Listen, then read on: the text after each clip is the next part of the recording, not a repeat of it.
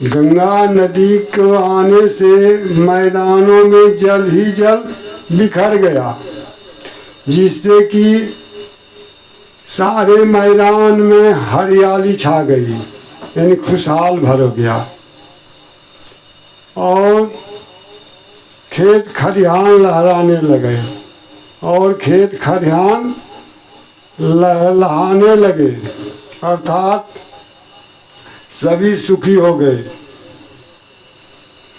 उसी प्रकार मनुष्य के हृदय रूपी पहाड़ को फोड़कर एक भक्ति रूपी गंगा अवतरित हुई। जिस प्रकार हिमालय के शिखर से गंगा अवतरित होने से मैदानों में जल ही जल बिखर गया और संपूर्ण मैदान खुशहाल हो गया, अर्थात हरियाली छा गई, उसी प्रकार मनुष्य के हृदय रूपी पर्वतों को तोड़कर एक भक्ति रूपी गंगा अवतरित हुई। इस भक्ति रूपी गंगा की अवतरित होने से मनुष्य के सारे संपूर्ण जीवन आध्यात्म रस से भर गया।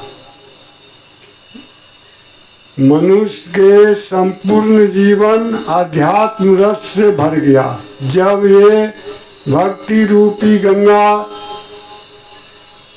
मनुष्य के हृदय रूपी पहाड़ से अवतरित हुई।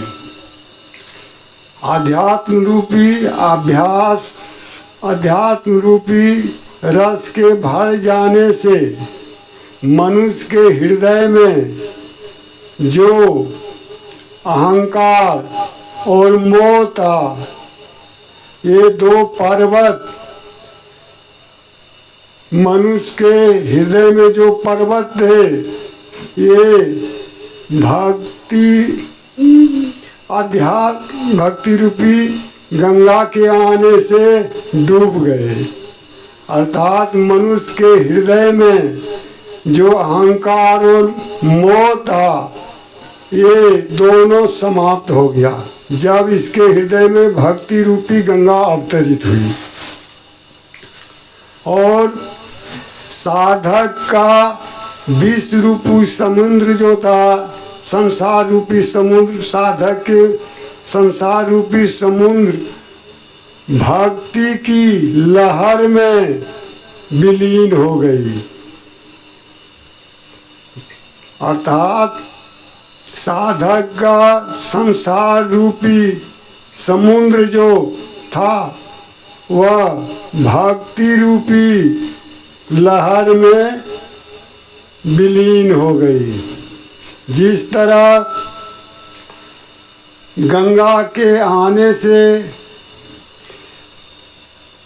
संपूर्ण मैदान जल से बिखेर दिया, जब वर्षा अधिक होती है तो मैदानों में जलमग्न हो जाता है, यानी पानी डूब जाता है, चौदिशी पानी पानी, सभी जगह पानी से भर जाते हैं बरसात में।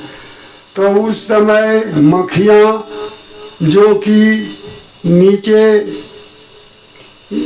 घास पत्ते पर रहते हैं, गंदगी जगह में पानी भर जाने से वो गंदगी जगह पर बैठने की जगह नहीं मिलने के कारण मक्खियाँ उड़कर वृक्ष पर जा बैठती है स्वच्छ होकर।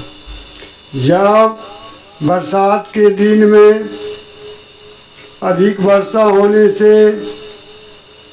सभी मैदान डूब जाते हैं, तो मक्खियाँ मैदान से उड़कर जो गंदगी में रहती थी, जगह नहीं मिलने के कारण गाछ पर जा बैठती है और वहीं से वाणी करती है,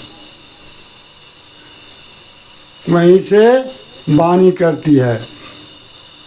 यहाँ कबीरदास जी कह रहे हैं, ठीक उसी प्रकार जब मनुष्य के हृदय में भक्ति रूपी गंगा आ जाने से संपूर्ण जीवन आत्मरस से भर जाने के कारण मनुष्य का जो है